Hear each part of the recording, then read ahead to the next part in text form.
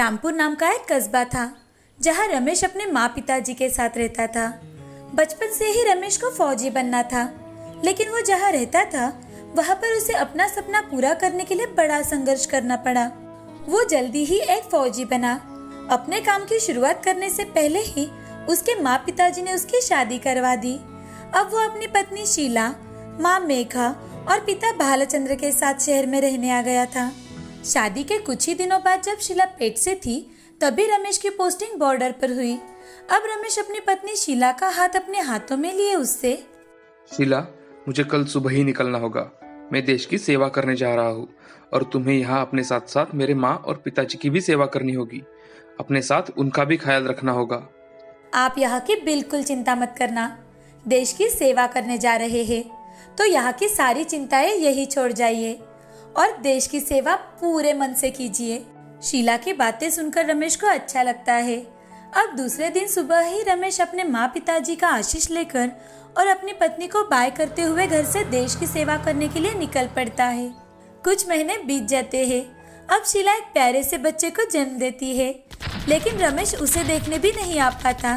वो सिर्फ फोटो में ही उसे देखता है, क्योंकि रमेश का काम ही ऐसा था कि वो साल में सिर्फ एक ही बार घर आ पाता था। तो उसने अपने बेटे को बहुत देर बाद देखा। वो जब भी घर आता तो सारे परिवार के लिए कुछ न कुछ लेकर आता और सारे परिवार के लिए एक अलग ही उत्सव हुआ करता था। वो बड़े खुश हो जाते थे। अब रमेश का बेटा बड़ा होने लगा था। एक दिन रमेश का बेटा रघु शीला से, माँ, मेरे पिताजी कहाँ हैं? सबके पिताजी उनके साथ रहते हैं और मेरे पिताजी कभी कभार ही आकर मेरे साथ रहते हैं। रघु की बात सुनकर शीला को रमेश की बड़ी याद आने लगती है। तभी वो अपने बेटे को समझाते हुए, रघु बेटा, क्या तुम्हें पता है तुम्हारे पिताजी कौन है और वो हमसे क्यों दूर रहते हैं? रघु अपनी गर्दन हिलाते हुए ना कहता है। आओ मेरे पास आओ, मैं तुम्हें बताती हूँ। तुम्हारे पिताजी एक फौजी है जो अपने देश की सेवा करते हैं और उन्हीं के कारण हम यहाँ अच्छे से रह पाते हैं, बिना किसी डर के और बिना किसी खौफ के।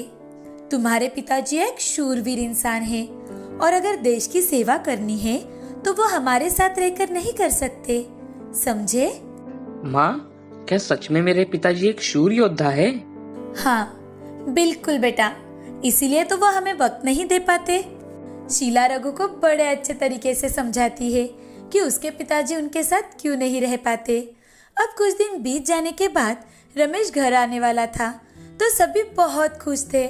रमेश के घर वाले, साथ साथ उसके दोस्त, आस पड़ोस के लोग, वो रमेश की राह देखने लगे थे। अब रमेश घर पहुंचता है तो उसके घर वालों के लिए तो जैसे दिवाली आ चुकी थी। वो रमेश का ग्रैंड वेलकम करते हैं। उसमें रघु भी मदद करता है। अब जब रमेश घर आता है तो उसे देखकर रघु अपनी माँ के पीछे छुप जाता है। रमेश बड़े प्यार से उसे बुलाता है, रघु, रघु, आओ बेटा, अपने पापा से नहीं मिलोगे? देखो पापा ने क्या क्या खिलौने लाए हैं तुम्हारे लिए। आओ जल्दी मेरे पास आओ बेटा।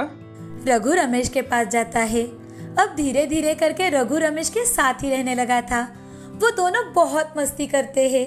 2-3 दिन ऐसे ही बीत जाते हैं कि तभी रमेश को फोन आता है और रमेश को अर्जेंटली अपनी पोस्टिंग पर बुलाया जाता है। ये सुनकर रमेश तुरंत ही अपने निकलने का बंदोबस्त कर लेता है। अपने माँ पिताजी से आशीष लेते हुए और अपने बेटे को आशीष देते हुए और अपनी पत्नी से कुछ कहते कहते वहाँ से निकल जाता है। सभी भारी मन से उसे विदा करते हैं। मन में दुख तो था कि जितनी छुट्टी मिली थी उतने दिन रमेश नहीं रह पाए, पर साथ ही खुशी थी कि उनका बेटा देश की सेवा कर रहा है। कुछ दिन ऐसे ही बीत जाते हैं। इस बार जब से राकेश घर से गया था तब से उसका फोन ही नहीं लग रहा था, तो वो हर रोज टीवी पर न्यूज़ देखते रहते ताकि उनके बेटे का एक बार उन्हें पता चल सके। और कुछ ही दिनों में अचानक से एक दिन मोबाइल की रिंग बजती है। जैसे ही शीला फोन उठाती है तो दूसरी ओर से आवाज आती है, देश की सेवा करते वक्त रमेश जी को वीर गति प्राप्त हो गई है। ये बात सुनते ही शीला के हाथ से मोबाइल फोन नीचे गिर जाता है। तभी रमेश के पिताजी फोन उठाकर बोलने लगते हैं तो वो भी शॉक हो जाते हैं। जब रमेश का बेटा सिर्फ 5 साल का था। अब शीला अपने आप को संभालते हुए अपने सास ससुर को भी संभालती है। रमेश का अंतिम संस्कार बहुत ही बड़े पैमाने में होता है। अब रमेश को गुजरे हुए 1 साल बीत चुका था। अब उसकी पत्नी शीला अपने आप को भी देश की सेवा में झोंक देना चाहती थी।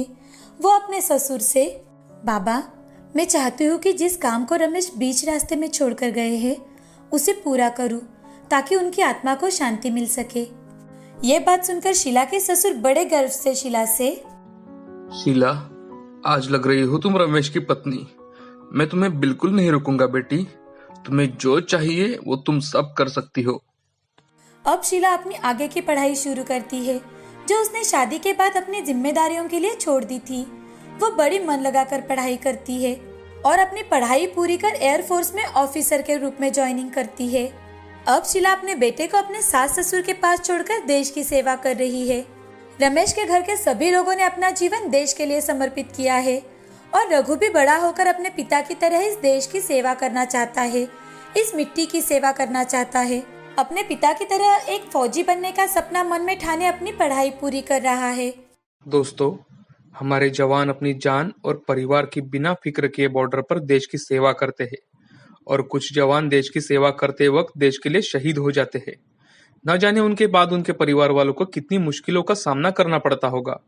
फिर भी वो परिवार एक योद्धा की तरह अपने जीवन की जंग लड़ते हैं और फिर से अपने देश के लिए एक बेटा तैयार करते हैं। देश सेवा ही उनका धर्म है। ऐसे सारे परिवार वालों को हम शत शत नमन करते हैं। जय हिंद।